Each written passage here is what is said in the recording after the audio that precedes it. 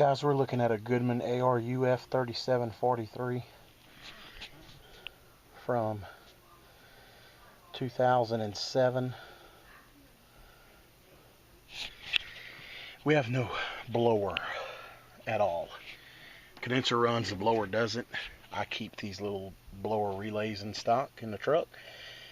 So I went ahead and brought one up here with me because it is toasty up in this attic. I'm hoping that's all it is, and we can get on with our lives. So we're going to open it up and see. Guys, we have a 15 microfarad capacitor that's putting out 12.27, which is a little deficient, but I don't think it's deficient enough to make the blower not start. So I'm going to hook it back up and check our blower relay. Alright guys, if you look,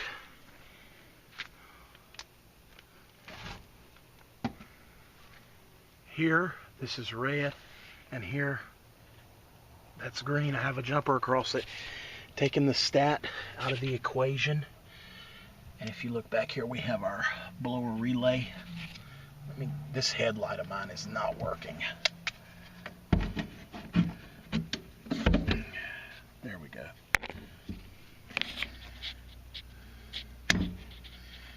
I have the two leads to my meter set up on the hot coming in where the black is, and the red one is on where the speed tap would go. And we have no continuity.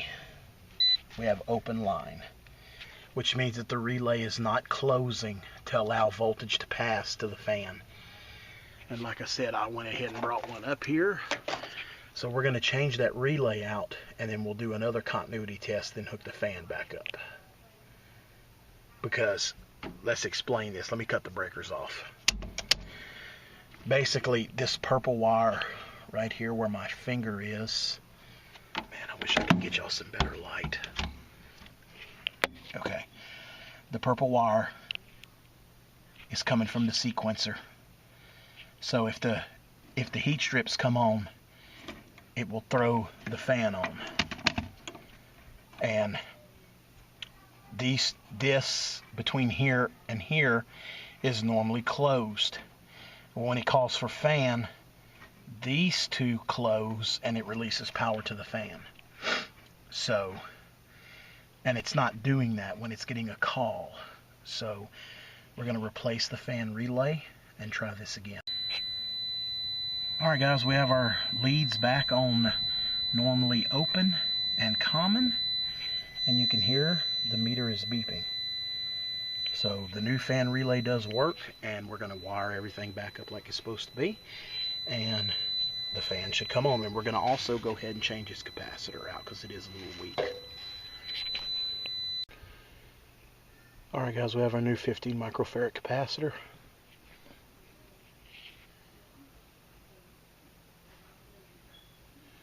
Putting out a little over 16.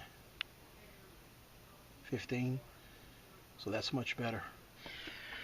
We're going to mount it in place, and we're going to get this thing running because it is toasty as hell up here. Alright guys, you can see in here the unit is operational. We have our new capacitor in place.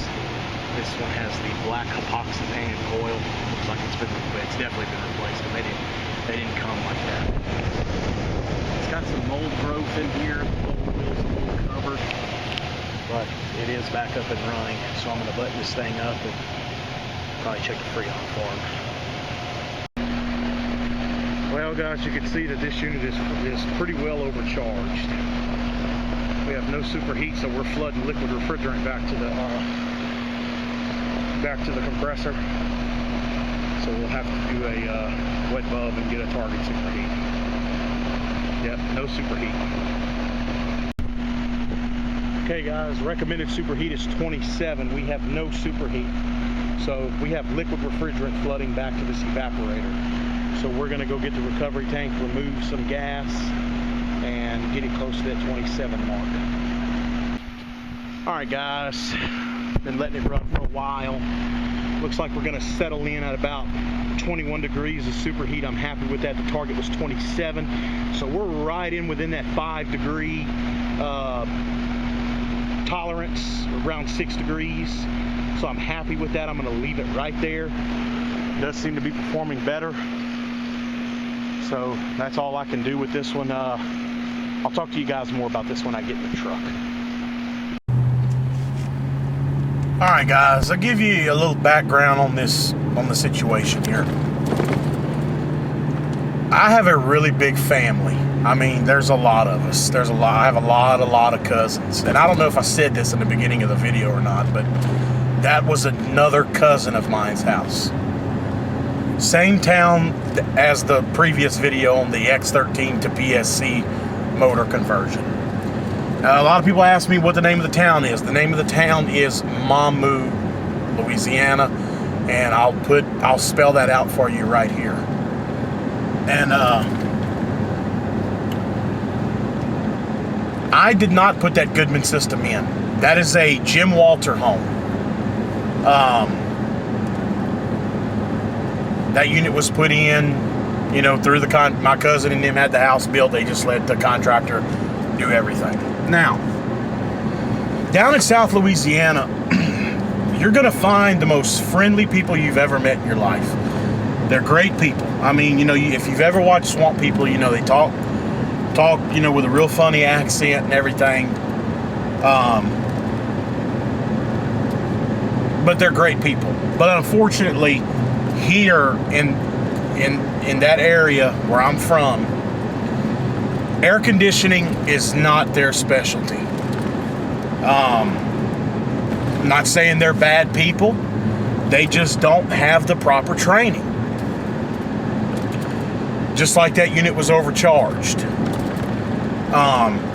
Because the guy, okay, first of all, the unit, the evaporator's been replaced.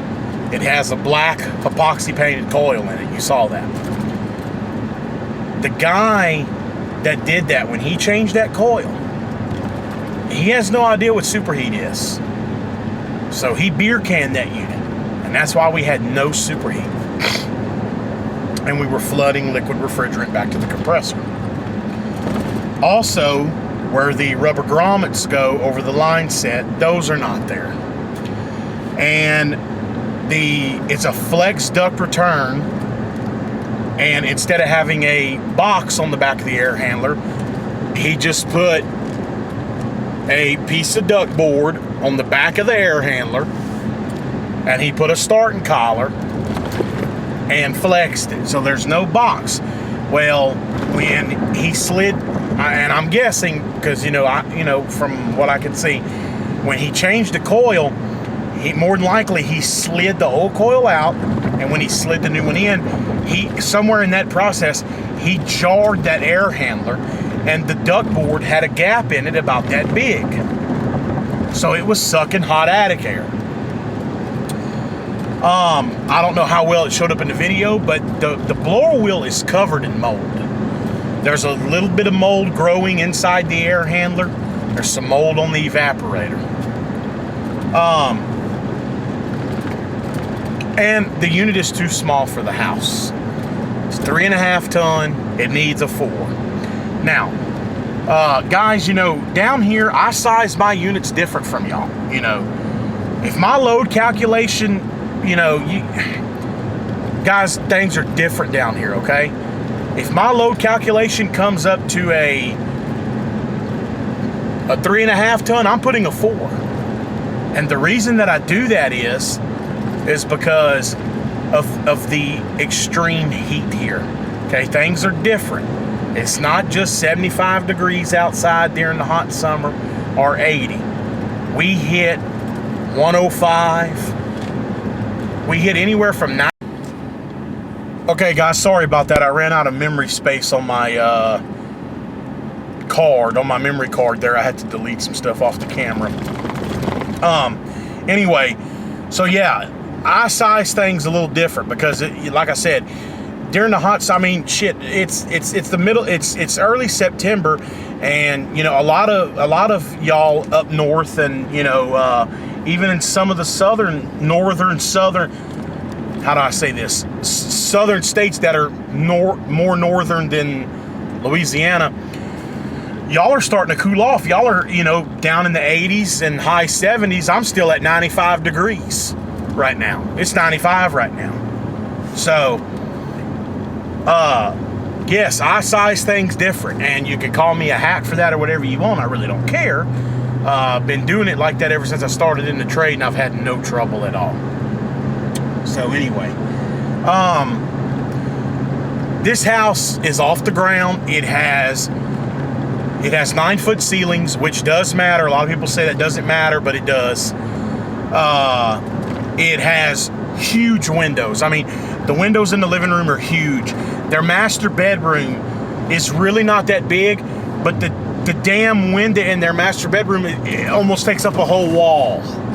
So that's another thing that comes into play. And so basically what we're going to do is just kind of on a budget. They're going to try to get the money together to where we can just do the inside and the out, because it's not a heat. See, that's another thing. They didn't put her a heat pump. That's a straight cool condenser with electric heat. And she told my cousin said that, her utility bill eats her up in the winter. And I know it does. I want to move to a heat pump, but it looks like right now the only thing that's in her and her husband, my cousin and her husband's budget, is to replace the air handler. I mean, I'm going to at least do that because of the mold issue, and because of it, the Goodman air handler, it's rusted out, and no float switches were installed.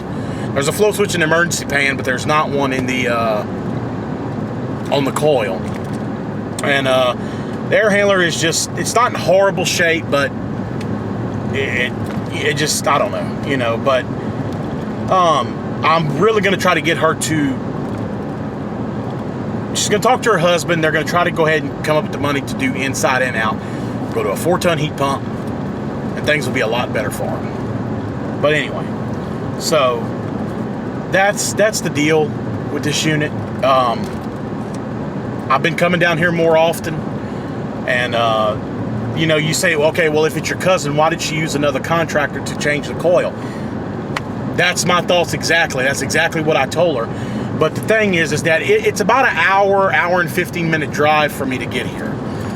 And they say that they hate to bother me. And, really, it doesn't bother me. I don't mind driving down here. I really don't. So, but